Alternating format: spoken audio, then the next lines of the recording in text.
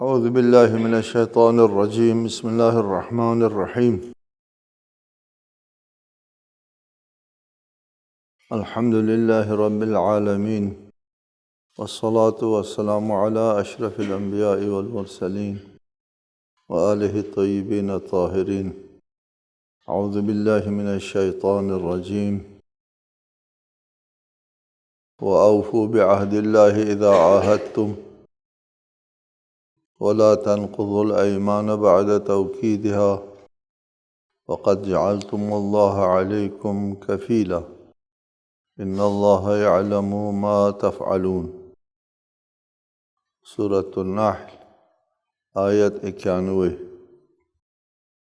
اور جب تم عہد کرو تو اللہ سے عہد کو پورا کرو اور قسموں کو پختہ کرنے کے بعد نہ توڑو،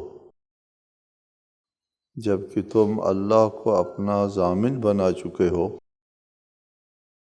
جو کچھ تم کرتے ہو یقیناً اللہ اسے جانتا ہے۔ پچھلی آیت میں حکم تھا ان اللہ یأمر بالعدل والاحسان، عدل و احسان کی بات تھی۔ اس آیہ شریفہ میں وفا بعہد اور قسم کو نہ توڑنے کی بات ہے۔ عدل و انصاف اور وفا بعہد، معاہدے کی پاسداری، یہ دو باتیں اسلامی قانون اور دستور کے مطابق انسانی حقوق میں سے ہیں۔ ان دونوں کا ربط انسان سے ہے۔ عادل دینا ہے آپ نے، ظلم نہیں کرنا ہے، عدالت کے ساتھ فیصلہ کرنا ہے، عدالت کے ساتھ آپ نے رفتار کرنا ہے۔ خواہ دوسری طرف جو ہے وہ مسلمان ہو، مومن ہو، کافر ہو، مشرک ہو، سب کے ساتھ، یہودی اور ایک مسلمان۔ آپ قاضی ہیں، اسلامی قضاوت میں قاضی بیٹھے ہیں، ایک فریق یہودی ہے، دوسرا فریق مسلمان، آپس میں نزاع ہے۔ آپ دونوں کو یکساں طریقے سے نظر میں رکھیں گے۔ جائز نہیں ہے یہاں آپ بعنوان جج، بعنوان قاضی، بعنوان عدالت کنندہ کہ آپ ترجیح دے مسلمان کو، نہیں ترجیح دے سکتے۔ حتیٰ نگاہ میں ترجیح نہیں دے سکتے، جہاں بٹھانا ہے اس جگہ میں بھی ترجیح نہیں دے سکتے۔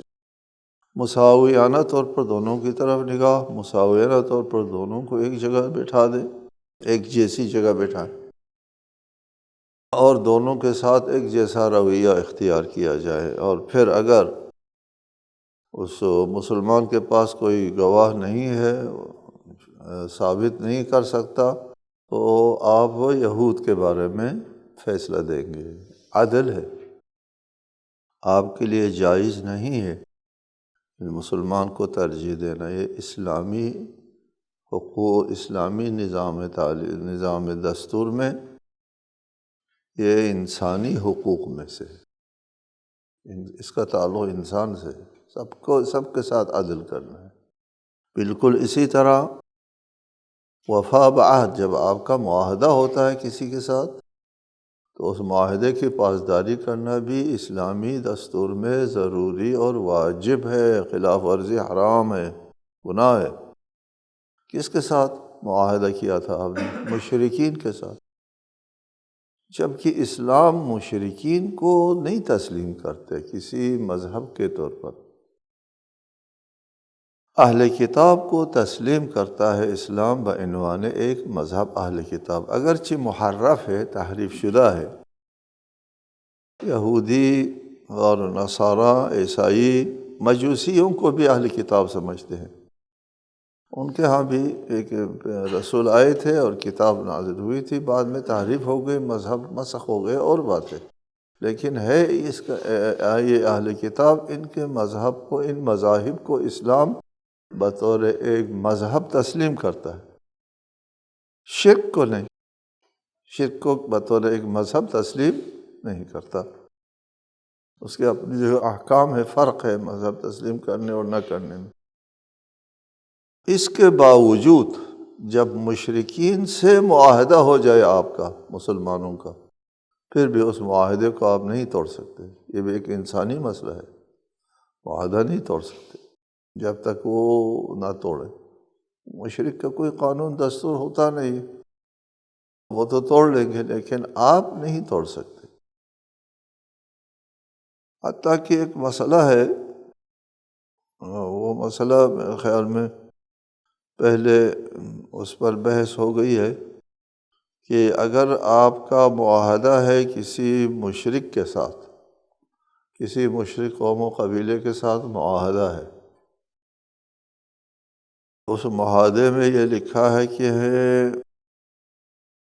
کوئی لڑائی، کوئی جنگ ہو گئی تو پھر آپ ہمارے خلاف کسی کے ساتھ تعاون نہیں کریں گے۔ وہ مشرکین کہتے ہیں ہم بھی آپ کے خلاف کسی کی مدد نہیں کریں گے، معاہدہ ہو گیا۔ پھر مشرکین اور مسلمانوں میں لڑائی ہو گئی،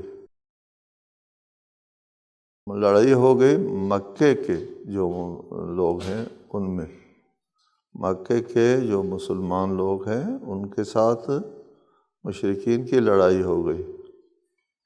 اب یہاں معاہدہ ہے، اس معاہدے کو توڑ کر اپنے مسلمان بھائیوں کی مدد نہیں کر سکتے، اس لیے فرمایا ہے جب تک مکے سے مسلمان ہجرت کر کے مدینہ نہ آئیں، وہ مسلمانوں کے اس عہد میں نہیں آ سکتے کہ مسلمان کا اور جنگ اور صلح ایک ہو نا۔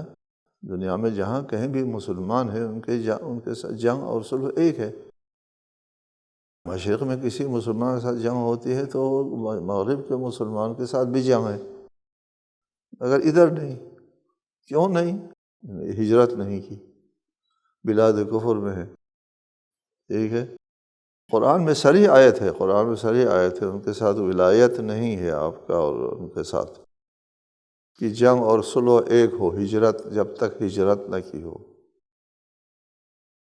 یہ ہے معاہدے کی پاسداری کی کتنی قیمتی ہے کہ مسلمان کی آپ مدد نہیں کر سکتے اس معاہدے کی وجہ سے۔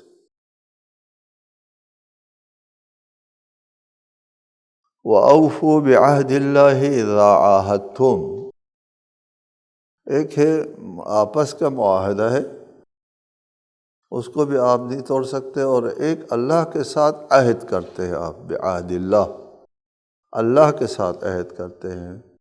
میں اللہ کے ساتھ عہد کرتا ہوں کہ آج کے بعد سگریٹ نوشی نہیں کروں گا، ٹھیک ہے، یہ عہد ہے آپ نے اللہ کے ساتھ کیا ہے، اور یہ الفاظ آپ نے کہہ دیا، میں اللہ کے ساتھ عہد کرتا ہوں کہ آئندہ یہ کام نہیں کروں گا، آپ نہیں کر سکتے۔ پھر وَأَوْفُوا بِعَهْدِ اللَّهِ، آپ نے اللہ کے ساتھ معاہدہ کیا ہے، جب مشرکین کے ساتھ معاہدہ نہیں توڑ سکتے تو اللہ کے ساتھ معاہدہ توڑ سکتے ہیں آپ؟ نہیں توڑ سکتے۔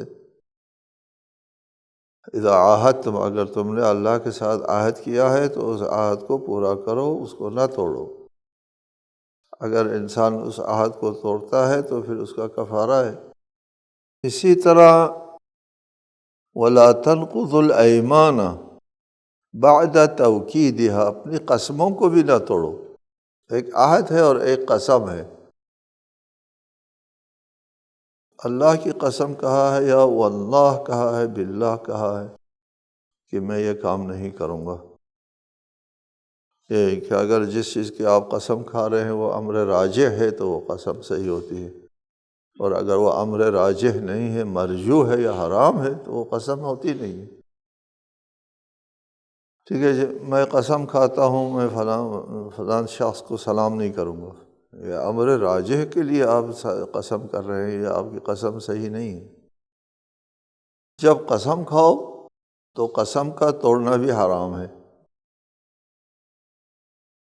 یہاں پر پہلے بھی ایک آیت میں یہ حکم آیا ہے کہ قسم نہ توڑو بعد توکیدہا، قسم کو پختہ کرنے کے بعد، سنجیدہ قسم، اور اس کے مقابلے میں پھر غیر سنجیدہ قسم، ہاں وہ نہیں ہے، قسم نہیں ہو، وہ جو تکیے کلام کے مطابق جو کہا جاتا ہے، عربوں میں قاعدہ ہے، وہ جب بات کرتے ہیں تو پہلے وہ اللہ کہتے ہیں، اللہ یہ ایسا ہے ویسا ہے، اللہ تکیے کلام کے طور پر، اور سنجیدہ ہو کر قصداً قسم نہیں کھاتے، غیر سنجیدہ طور پر تکیہ کلام، یہ عادت ہے چلی ہوئی ہے، تو اس قسم کی قسموں کے اوپر ایک اور آیت میں ہے، اس میں فرمایا کہ وہ قسم ہے جو تم نے دل سے قسم کھائی ہو، صرف زبان سے قسم کھائی ہو، دل سے نہ ہو تو وہ قسم نہیں ہے، جیسے ہم لوگ عموماً کہتے ہیں، قسمیں کھاتے رہتے ہیں، لیکن جو قسم دل سے کھائی ہو بعد توکیدہا، مت توڑو اس کو۔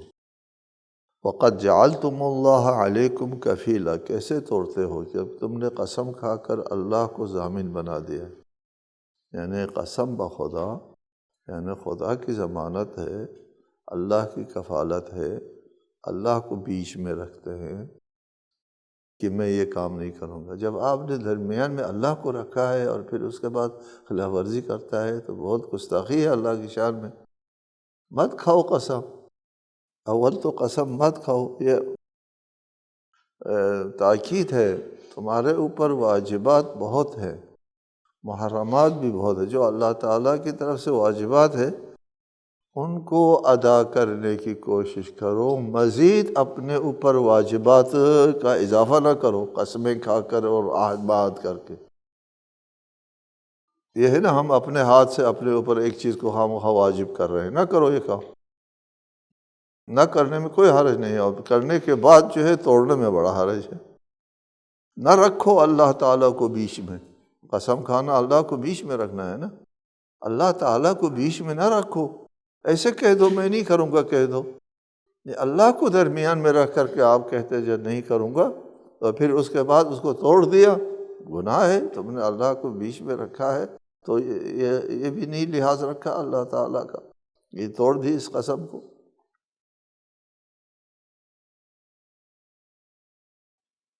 فرمائے کہ نہ توڑو، قد جعلتم اللہ علیکم کفیلا، اللہ کو کفیل بنایا ہے، ضامن بنایا ہے بیچ میں، اور پھر اس کے بعد اس کو توڑ دیتے ہیں۔ یہ اللہ کی شان میں جسارت ہے۔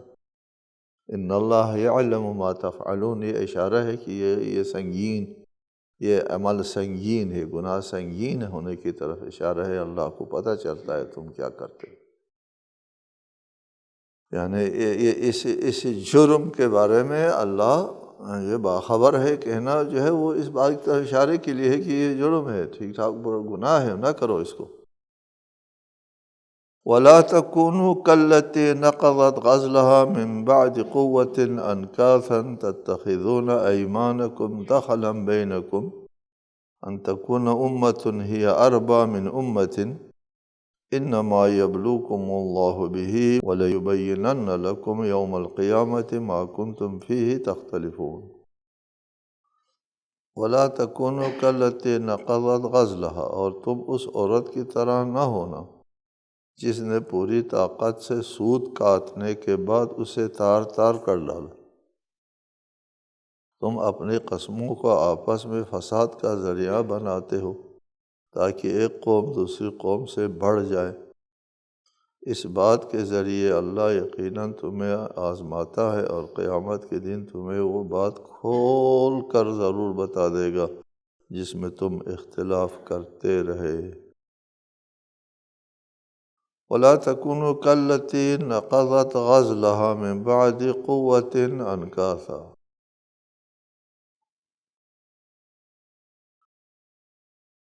کہتے ہیں اس عورت کی طرف مت ہو جو پوری طاقت کے، من بعد قوت، پوری طاقت کے ساتھ جو ہے وہ سود کاٹتی، اور پھر اپنے سہیلیوں کو، دوستوں کو بلا بلا کر کے، ایک عورت تھی مکے میں جو اپنے سہیلیوں کو بلا بلا کر کے اس سب سے کہتی کہ یہ سود کاٹو، اور جب سود کاٹتی گئی اور پھر اس کو پارا پارا کرتی تھی، اپنا کیا دھرا خراب کرتی تھی۔ یہ عورت حمقاء مکہ کر کے مشہور ہو گئی تھی۔ اس کی مثال دے رہا ہے کہ اس عورت کی طرح نہ ہو کہ اپنا کیا دھرا خراب کرو۔ تتخذون ایمانکم دخلا بینکم، تم اپنی قسموں کو اپنے درمیان فساد پھیلانے کا ذریعہ بناتے ہو۔ ایسا نہ کرو، قسم کھا کر کے قسم کو توڑنا اپنی محنت کو برباد و تباہ کرنا ہے۔ اس عورت کی طرح ہے، حماقت ہے، عاقلانہ کام نہیں ہے۔ قسم کھا کر کے قسموں کو نہ توڑو، اور ان قسموں کو اپنے آپس میں فساد پھیلانے کے لیے، فریب دینے کے لیے، دھوکہ دینے کے لیے ذریعہ بھی نہ بناؤ۔ قسم کھا کر کے اگلے کو دھوکہ دیتے ہیں، اس کو یقین دلاتے ہیں، یہ بھی نہ کرو۔ دخلا بینکم، دخل کہتے ہیں، فساد کو بھی کہتے ہیں، فریب کو کہتے ہیں، باہر سے داخل ہو گئے، غیر اجنبی کو کہتے ہیں، جو اپنے باپ کی طرف نہیں غیر کی طرف منسوب ہو تو اس کو دخل کہتے ہیں۔ بہرحال یہ ہے، فریب ہے، فساد ہے، اپنی قسموں کو فساد پھیلانے کا ذریعہ نہ بناؤ۔ آگے ایک قابل توجہ جملہ ہے، ان تکون امۃ ہی اربیٰ من امۃ، کہ ایک قوم دوسری قوم سے بڑھ جائے،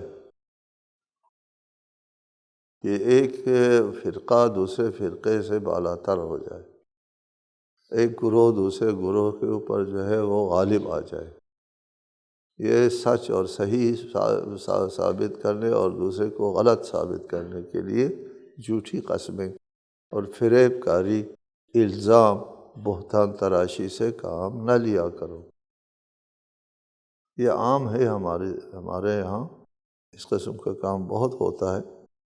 مثلا ہم بھی ایک فرقے سے تعلق رکھتے ہیں، ہمارے خلاف بہت ساری باتیں جو ہے وہ لوگ گھڑ گھڑ کر کے نسبت دیتے ہیں، یہ کہہ کر نسبت دینا جائز سمجھتے ہیں کہ یہ گمراہ وہ ہے۔ آپ یہود و نصارہ کی طرف بھی جھوٹی نسبت نہیں دے سکتے، بہتان نہیں لگا سکتے۔ یہ انسانی کرامت کا مسئلہ ہے، انسان سے مربوط ہے یہ بات بھی۔ جس طرح عدالت اور معاہدے کی پاسداری جو ہے وہ انسانی مسئلہ ہے، اسی طرح یہ بھی احترام آدمیت سے مربوط ہے۔ غیبت کرنا کیا ہے؟ غیبت کرنا انسانی عزت اور وقار کے منافی ہے۔ کسی کے عزت، کسی کے سر کو، کسی کے راز کو فاش کرنا۔ غیبت جھوٹ کو نہیں کہتے، سچ کو کہتے ہیں، کہ کسی نے مجھ میں ایک عیب دیکھ لیا، عیب ہے وہ سچ ہے، لیکن وہ لوگوں کو نہیں پتہ تھا، لوگوں کو بتایا تو پھر مجھے اس نے فاش کیا، میرے وقار مجروح کیا، حرام ہے۔ کیا ہوا؟ حدیث میں ہے چند ایک حرمتیں ہیں، حرمت خدا، حرمت رسول، حرمت اہل بیت، حرمت مومن کی بھی حرمت ہوتی ہے، اور اسی طرح انسان کی بھی، من حیث الانسان، انسان کی بھی ایک حرمت ہوتی ہے۔ ان کی طرف جو ہے وہ ان تکون امۃ ہی اربیٰ من امۃ انما یبلوکم اللہ بہ، اس قسم کی باتوں پر اللہ تعالیٰ تم سے آزمائش کرتا ہے، امتحان لیتا ہے۔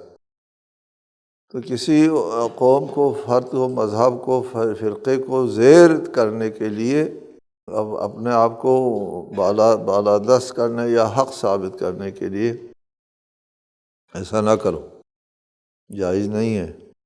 وَلَيُبَيِّنَنَّ لَكُمْ يَوْمَ الْقِيَامَةِ مَا كُنْتُمْ فِيهِ تَخْتَلِفُونَ، دیکھو قیامت کے دن اللہ تم کو بیان کر کے دے گا جس میں تم اختلاف کرتے رہے ہو، یعنی قیامت کے دن تم کو جواب دینا ہوگا اگر تم ایک امت کے اوپر بالادستی قائم کرنے کے لیے، اپنے کو حق اور سچ ثابت کرنے کے لیے جھوٹ بولتے ہو، افترا باندھتے ہو، اور قسمیں کھاتے ہو، ٹھیک ہے، یہ کہہ کر کہ جائز نہیں کہ وہ دوسرا فریق تمہارے نظر میں گمراہ فریق ہے، لہٰذا وَلَوْ شَاءَ اللَّهُ لَجَعَلَكُمْ أُمَّةً وَاحِدَةً، یہ قابل توجہ بات ہے، اگر اللہ چاہتا ان سب کو ایک امت بنا دیتا، ٹھیک، ہمارے انبیاء کوئی فرقہ بازی نہ ہوتی، سب ایک فرقہ ہو سکتا تھا۔ اب یہ فرقہ بازی ہو گئی، اللہ نے نہیں کیا یہ کام، اللہ نے طاقت استعمال نہیں کیا۔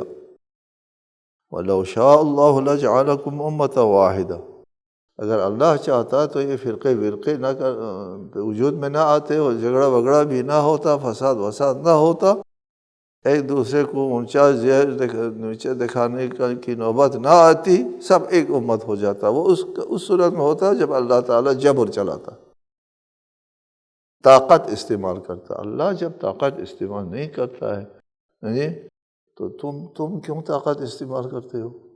اللہ کو اگر طاقت استعمال کرنا ہوتا تو خود آسانی سے کر دیتا ہے۔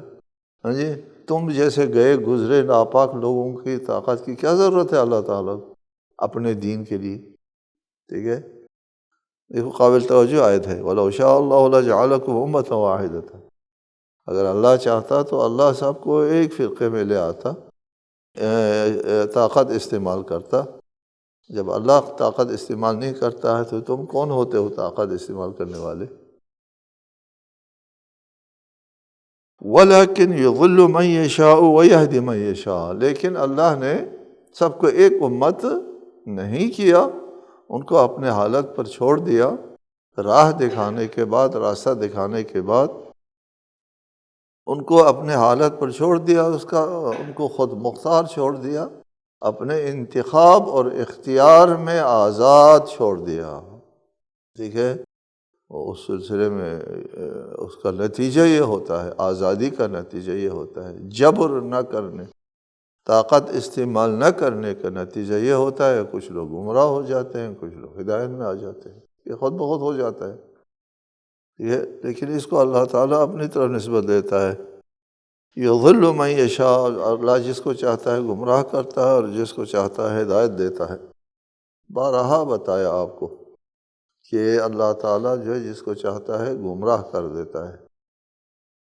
ایک شخص جو ہے اللہ تعالیٰ کی دعوت کے اوپر، رسولوں کی دعوت کے اوپر لبیک نہیں کہتا، انکار کرتا ہے۔ انکار کرتا ہے تو دو صورتیں ہیں، ایک تو یہ صورت ہے کہ طاقت کے ذریعے اس کو منوائے، ٹھیک ہے، دوسری صورت یہ ہے اس کو اپنے حال پر چھوڑ دے۔ تو اللہ تعالیٰ طاقت تو استعمال نہیں کرتا، جبر تو نہیں کرتا، پھر کیا ہے دوسری صورت رہ جاتی ہے، ان کو اللہ اپنے حال پر چھوڑ دیتا ہے۔ جس سے اللہ ہاتھ اٹھائے وہ پھر کہاں جائے گا؟ یضل، اس طرح یہ اللہ تعالیٰ کی طرف نسبت دیا ہے، چونکہ اس نے قبول نہیں کیا ہدایت کو، قبول جب نہیں کیا دو صورتیں تھیں، یا جبر استعمال کیا جائے یا اس کو اپنے حال پر چھوڑ دیا جائے۔ جبر اللہ تعالیٰ نے استعمال کرنا نہیں تھا، لہٰذا اس کو اپنے حال پر چھوڑ دیا، اس کو یضل کہتے ہیں، ٹھیک ہے۔ اور جس نے ہدایت کی طرف آنے کے لیے آمادگی اظہار کی، ضد نہیں کیا، انکار نہیں کیا، ہٹ درمی نہیں کی، اس کے لیے اللہ تعالیٰ راستے کھول دیتا ہے، مزید ہدایت دیتا ہے۔ یہ تھوڑا پہل کرنا ہوتا ہے نا، اس کو بندے کو پہل کرنا ہوتا ہے، ہدایت کی طرف آنے کے لیے آمادگی ہو، پھر اللہ تعالیٰ جو ہے اس کے لیے ہدایت کے راستے کھول دیتا ہے، اسباب و علل فراہم فرماتا ہے ہدایت کی طرف آنے کے لیے، اور یہ ہے یہدی من یشاء، اس میں آمادگی ہے۔ وَلَتُسْأَلُنَّ عَمَّا كُنْتُمْ تَعْمَلُونَ، جو کچھ تم کرتے ہو اس سلسلے میں،